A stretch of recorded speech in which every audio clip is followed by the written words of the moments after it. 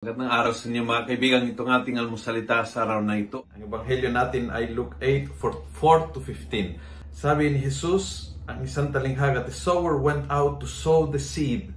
And as he sowed, some of the grain fell along the way, was trodden on, and the birds of the sky ate it up. Some fell on rocky ground, etc. etc. Alam po natin ang talinghaga na yan. But nagustuhan ko yung umpisa. Ang layunin niya ay magtanim. Kaya ang ginawa niya ay magtanim. Di bale na matigas, tinaniman. Di bale na mabato, tinaniman. Di bale na may mga ibon na pwedeng atakihin yung butil, tinaniman.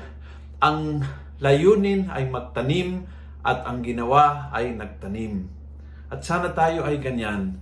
Hindi ho nagbago ang ating layunin sa buhay ayon sa response ng mga tao. Hindi dahil ito ay taong tiklop, hindi ko siyang kakausapin, hindi dahil ito ay masamang ugali, ay tatapatan ko na masamang ugali, hindi dahil ito ay parang walang paki sa Diyos, hindi ko siya may bahagi ng aking pananampalataya. Hindi po pwede na ako ay magiging Kristiyano sa harapan ng mga tao na ay Kristiyano na tulad ko, na bukas sa Diyos, na mabait sa akin. And so, hanap ako ng comfort zone at doon lang ako'y magiging mabait. Hindi po pwedeng ganyan. Ang ating layunin sa buhay ay for everybody, all the time.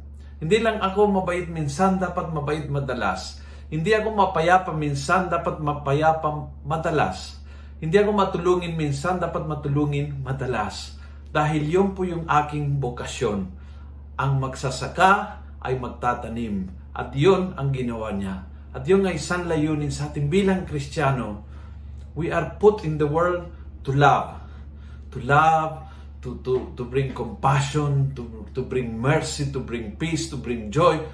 Kahit ano ang katapat natin, kahit sino ang katapat natin, kahit anong ugali ma-encounter natin, hindi magbabago ang ating misyon. Kung nagustuhan mo ang video ito, pass it on. Punuin natin ang good news sa social media at gawin natin viral araw-araw ang salita ng Diyos. God bless.